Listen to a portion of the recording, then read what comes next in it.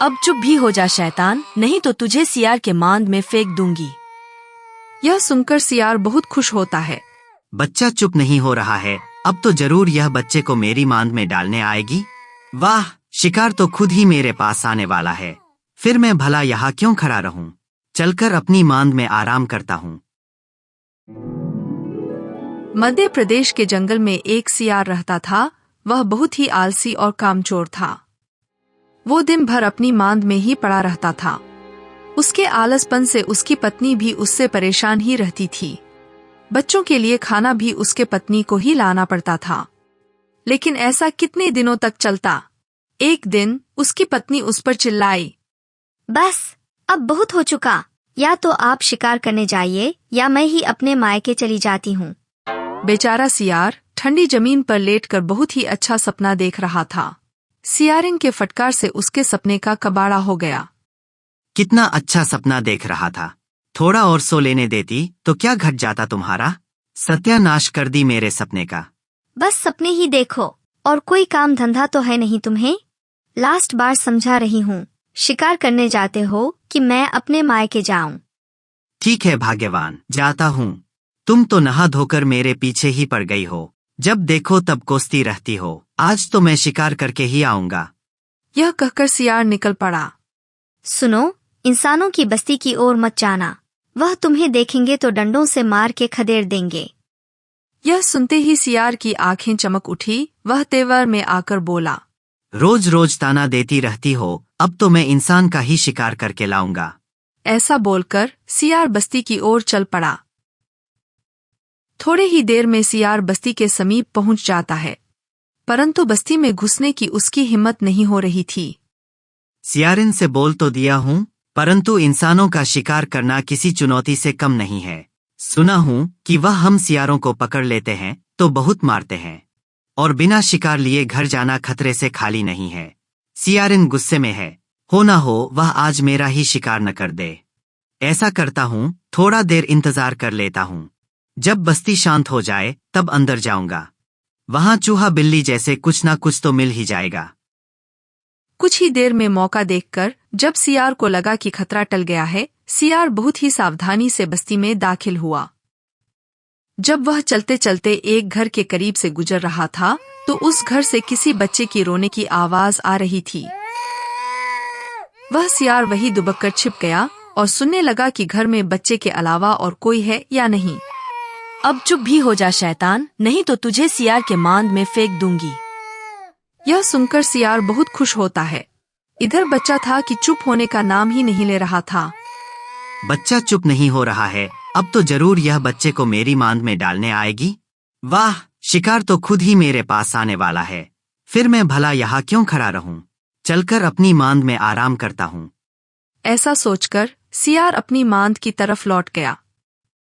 मांद में पहुंचते ही उसे देखकर, अरे इतनी जल्दी वापस आ गए, और शिकार कहाँ है? सियार ने अपनी शेखी बघाड़ते हुए कहा, शिकार पीछे से आ रहा है। तुम मुझे मामूली समझ रही थी ना? आज मैंने इंसान का शिकार किया है और वह खुद ब खुद मेरे पास अभी पहुंच जाएगा। मैं कुछ समझी नहीं। मुझे समझना सबके बस की बात नहीं है। थोड़ी देर रुको, सब समझ जाओगी। अब सियार आराम से जमीन पर लेट गया और शिकार के आने का इंतजार करने लगा। कुछ देर बाद, कहाँ है आपका शिकार? अब सियार भला क्या जवाब देता, उसे तो कुछ समझ में ही नहीं आ रहा था। रुको, देखकर आता हूँ। सियार फिर उसी घर की तरफ चल देता है जहां बच्चा रो रहा था। वह वहां पहुंचकर छुप के उस घर की बातें सुनने लगता है। तभी, अजी सुनते हो, आजकल हमारे बस्ती में सियारों का आना जाना बहुत हो गया है। कहीं किसी दिन हमारे बच्चे को उठा ना ले जाए।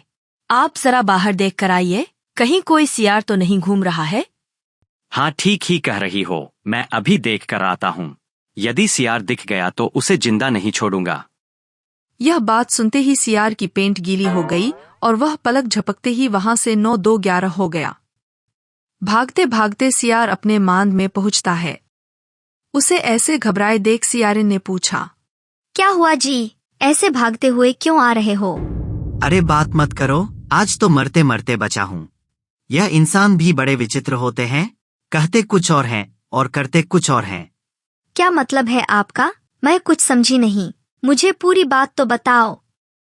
सियार ने उसे पूरी घटना सुनाई। आप केवल आलसी ही नहीं, बेवकूफ भी हो। भला कोई माँ अपने बच्चों को क्यों मारेगी? और तुम भी उनके बातों में आ गए। वो तो अच्छा हुआ कि उनकी निगाहें आप पर नहीं पड़ी, वरना वो आपको छोड़ते नहीं। अब सियार को अपने मूर्खता पर हंसी आने लगी।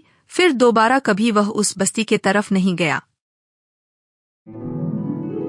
एक जंगल में कौवा पेड़ पर बैठकर आराम कर रहा था। उसे एक हिरण जंगल में घास खाता हुआ दिखाई दिया।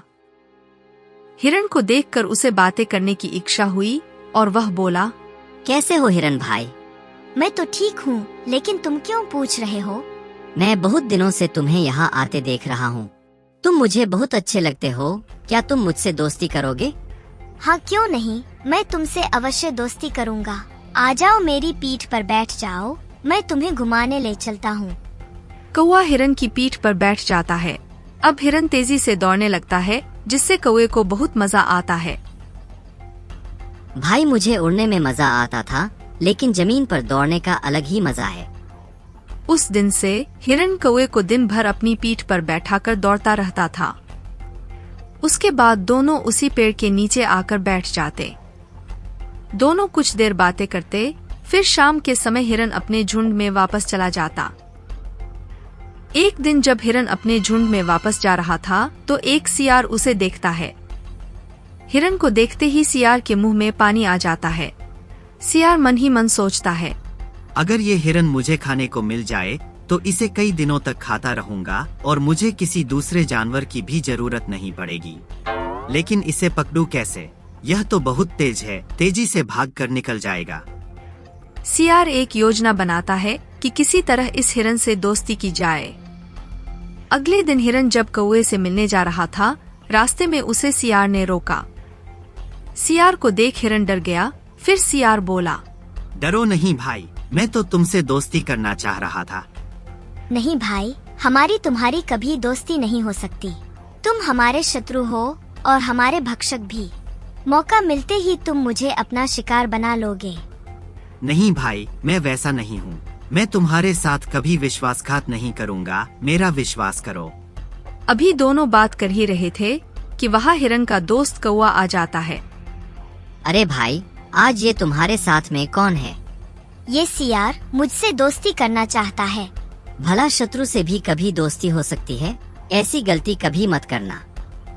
कौवे की बात मानकर हिरण सियार को मना कर देता है। भाई, मैं तो केवल तुमसे दोस्ती कर रहा था। मैं उन सब सियारों जैसा नहीं हूँ, इसीलिए उन्होंने मुझे अपने झुंड से निकाल दिया है। अब तो मुझे जीवन भर अकेला ही रहना पड़ेगा। इस संसार में मेरा कोई नहीं है। सियार की बात सुन हिरण को दया आ जाती है। अगर ऐसा है तो मैं तुमसे दोस्ती कर लेता हूँ। यह सुनकर सियार बहुत खुश हुआ। इस तरह तीनों मजे से रहने लगे। एक दिन सियार ने हिरण से कहा, भाई, क्या यह सूखी घास खाते रहते हो? मेरे साथ चलो, यहाँ पास ही में ताजी फसल के खेत हैं, वहाँ मजे से खाने को मिलेगा। नहीं भाई, यही ठीक है। अभी कुछ दिनों में नई घास आ जाएगी। अरे तब वापस आ जाना, मैं भी वापस आ जाऊंगा। हिरण सियार की बातों में आकर उसके साथ चल देता है। हिरण भाई, जितना मिल रहा है उतने में सब्र करो, कहीं और मत जाओ। लेकिन हिरण नहीं मानता और सियार के साथ चल देता है। वहाँ से बहुत दूर जाने पर लहलहाते खेत नजर आते हैं। देखा भाई, मैंने कहा था ना कि मजा आ जाएगा। अब यहाँ मजे से खाओ। हिरण जल्दी से खेत में हरी हरी घास खाने पहुँच जाता है। कुछ ही देर में उसका पेट भर जाता है। खेत में घास खाने के बाद हिरण सियार के संग वापस कौवे के पास आ जाता है। इसी तरह कई दिनों तक हिरण खेत में घास खाता रहता है। इधर फसल नुकसान होने से खेत का मालिक बहुत परेशान हो जाता है। एक दिन वह खेत में जाल बिछा देता है। अगले दिन हिरण जैसे ही खेत में घास खाने जाता है, वह जाल में फंस जाता है।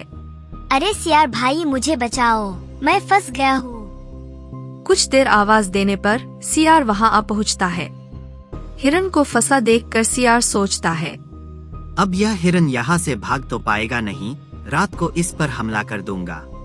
जब घायल हो जाएगा तो जाल को काट कर इसे घर ले जाऊंगा और मजे से कई दिनों तक खाऊंगा। सियार हिरन के पास पहुंच जाता है। अरे हिरन भाई, यहाँ जाल में कैसे फंस गए? अरे अब बातें मत करो, जल्दी से ये जाल काट दो, कहीं खेत का मालिक आ गया तो मुझे मार डालेगा। लेकिन भाई, मैंने तो बहुत दिनों से कोई शिकार नहीं किया, मेरे दांत पैने नहीं है। मैं अभी जाता हूँ, दांतों को पत्थर पर घिस कर पैना कर लेता हूँ, फिर सुबह आकर तुम्हें बचा कर ले जाऊंगा। यह सुनकर हिरन को बहुत गुस्सा आता है और सियार वहाँ से कुछ दूर जाकर एक झाड़ी के पीछे छिपकर तमाशा देखने लगता है।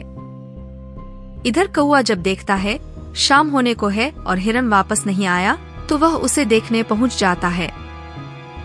हिरन को जाल में फंसा देख कौवा उसके पास पहुंच जाता है।